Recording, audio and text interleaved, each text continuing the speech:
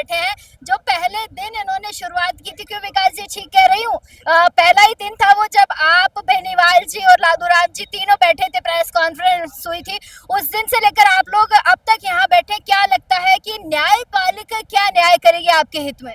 देखिए मैम, मुझे याद है 24 अप्रैल को बेनीवाल साहब ने प्रेस कॉन्फ्रेंस की थी और आज लगभग 112 दिन हो गए, 4 महीने पूरे होने वाले हैं। साल का एक चौथाई हिस्सा, एक तिहाई हिस्सा हमने यहाँ पर गुजार दिया है, लेकिन सरकार कुंभकर्णी नींद में सोई हुई है। सरकार ने बड़े बड़े वादे किए थे कि सत्ता में आएंगे तो ये कर देंगे, वो कर देंगे, आरपीएससी को भंग कर देंगे, ऐसा ही भर्ती परीक्षा को निरस्त कर देंगे। लेकिन आज इनकी सरकार अपने ही वादे से मुकरती हुई नजर आ रही है। सरकार ने ये दिखावे की कार्रवाई की है, ये कार्रवाई मात्र लीपापोती है। मैं कहना चाहूंगा एसओजी के पास पूरा डाटा है। एसओजी के एडीजी जिस बात को कहते थे कि 400 थानेदार हमारी रडार पर है, कहां गए साहब वो थानेदार? आप क्यों बारी बारी से एक एक थानेदार को 1 महीने में के अंदर गिरफ्तार करते हो? क्यों ना 4 से थानेदारों को आप गिरफ्तार कर लेते? सिर्फ आप ये ढिंडोरा पीट रहे हो कि गहलोत का पीएसओ पकड़ लिया।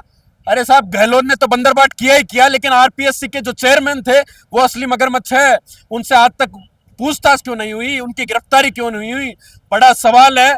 लेकिन पूर्ववर्ती सरकार में जो घोटाले हुए, युवा आहत हुआ, 19 में से 17 पेपर लीक हो गए।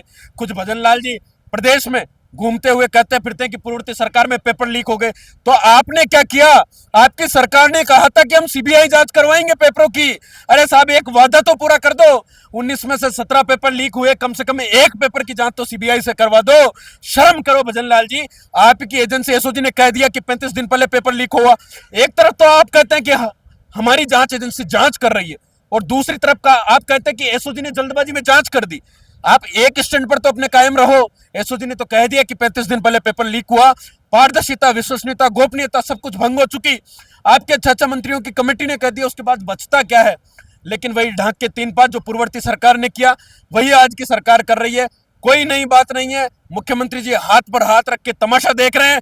इनके जो कमेटी के मंत्री बने थे जोगाराम जी, वो कहते थे कि हम राजस्थान के नौजवानों को 1 हफ्ते के अंदर गुड न्यूज दे देंगे, हम इस एसआई भर्ती में एक ऐतिहासिक फैसला करेंगे। किया क्या आपने? कोर्ट में मामला चलते हुए साल भर हो गया, लगातार सुनवाई हो रही है, लेकिन सरकार के लोग क्या कह रहे हैं? माननीय एडवोकेट जनरल सरकार की तरफ से आते हैं और कहते हैं कि साहब, जज साहब, पेपर इतना लीक नहीं हुआ, पेपर तनिक मात्र लीक हुआ, पेपर सिर्फ आंशिक रूप से लीक हुआ। मतलब अब ये पेपर लीक भी तब मानेंगे जब इनके आरपीएससी के 2 सदस्यों की जगह 7-7 सदस्य जेल की सलाखों के पीछे जाएं। ये पेपर लीक तब मानेंगे कि हरियाणा गैंग तक पेपर पहुंच गया, पूरे देश में पेपर बटे तब पेपर लीक मानेंगे? मैम, इस भर्ती परीक्षा में कुछ नहीं बचा। इसमें सिर्फ इतनी सी पारदर्शिता बची, इतनी सी पारदर्शिता बची कि यह पेपर पंसारी की दुकान पर और सब्जी के ठेलों पर नहीं बिका। उसके अलावा रेवड़ियों की भांति जो ये पेपर पूरे राजस्थान में बिटा।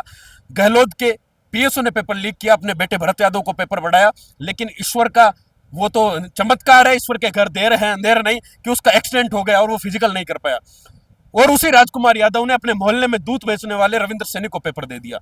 सोचो, तस्कर, कबाड़ी वाले, ट्रक ड्राइवर, दूध वाले, सब लोग थानेदार बन रहे हैं, और एक मेहनतकश नौजवान जो राजधानी में वर्षों अपना बिताता है, लाइब्रेरियों में घंटों बिताता है, उसकी मेहनत को चकनाचूर कर दिया जाता है। और उसके बावजूद ये सत्ता में जो सरकारें दोगले वादे के साथ आती है, ये झूठे जुमले के साथ सत्ता में आती है कि हम ऐसा ही भर्ती निरस्त करेंगे, सीबीआई जांच करवाएंगे, आरपीएससी को भंग करेंगे। आज प्रदेश का नौजवान इनके वादे को देख रहा है कि किस तरह मुख्यमंत्री जी ने बड़ी बड़ी बातें कही, राजेंद्र राठौड़ जी ने क्या कहा, सतीश पूनिया जी ने क्या कहा, सीपी जोशी ने क्या कहा।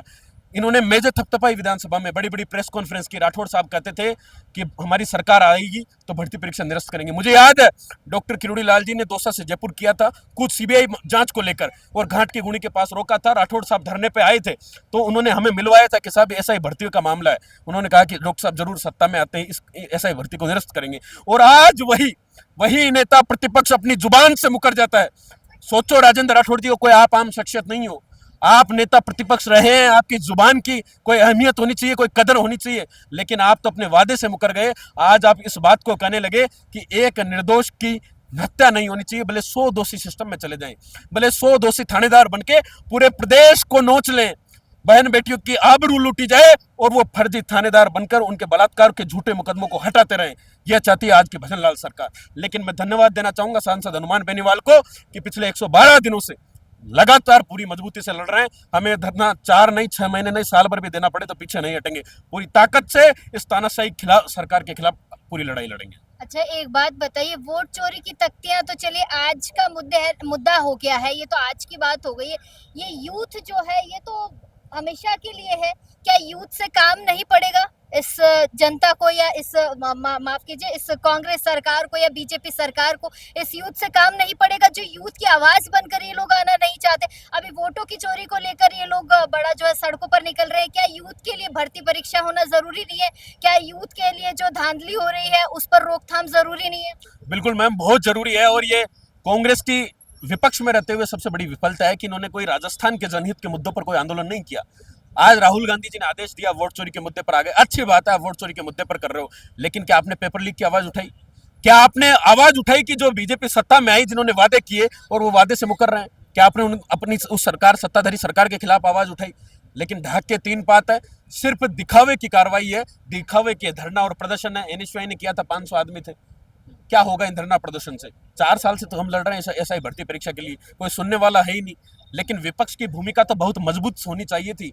विपक्ष तो सड़कों पर पूरी ताकत के साथ आना चाहिए था, सिर्फ दिखावे के लिए नहीं होना चाहिए, कैमरे के लिए और मीडिया कर्मियों के बीच आने के लिए लड़ाई नहीं लड़ी जानी चाहिए। लड़ाई पूरी ताकत के साथ नौजवानों के हितों में लड़ी जानी चाहिए। जिस तरह सांसद हनुमान बेनीवाल 112 दिनों से बैठा है, जिस तरह किरोड़ी लाल ने विपक्ष में भूमिका लड़ी, सत्ता में आते ही उसके बावजूद लड़ी, लेकिन मुख्यमंत्री जी के दबाव में आ ही जाते हैं, कितना ही बड़ा व्यक्ति हो। और कहीं ना कहीं उनकी जुबान पर आज थोड़ा ताला लग गया कि वो आज ऐसा ही भर्ती पर नहीं बोल पाते।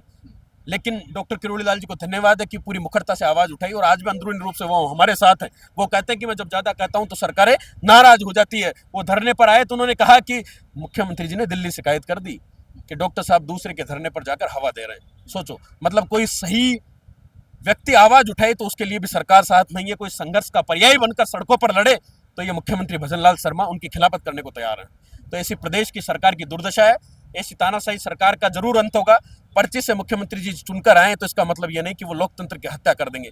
धरना प्रदर्शन हमारा हक और अधिकार है। हम अपने हक और अधिकारों के लिए यहाँ पर पिछले 112 दिनों से बैठे हुए हैं। हम सरकार से कोई नौकरी नहीं मांग रहे, हम अपना हक मांग रहे हैं। हम न्याय की आवाज को बुलंद कर रहे हैं कि जो पेपर लीक हुआ और जो आपके लोगों ने सत्ता में आने से पहले जो वादे किए, कम से कम उनका तो पूरा करो। इतनी नैतिकता आपकी सरकार में होनी चाहिए। चलिए, बहुत शुक्रिया विकास जी।